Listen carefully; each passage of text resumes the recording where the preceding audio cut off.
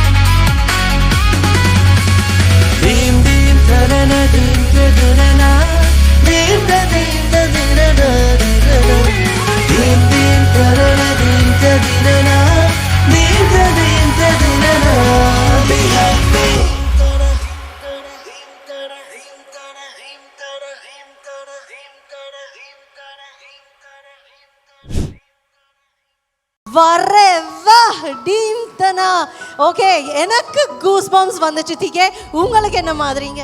Look at this. Ladies and gentlemen, you guys have goosebumps? Please, அது செம்மையா இருந்தது. I want to hear from you guys.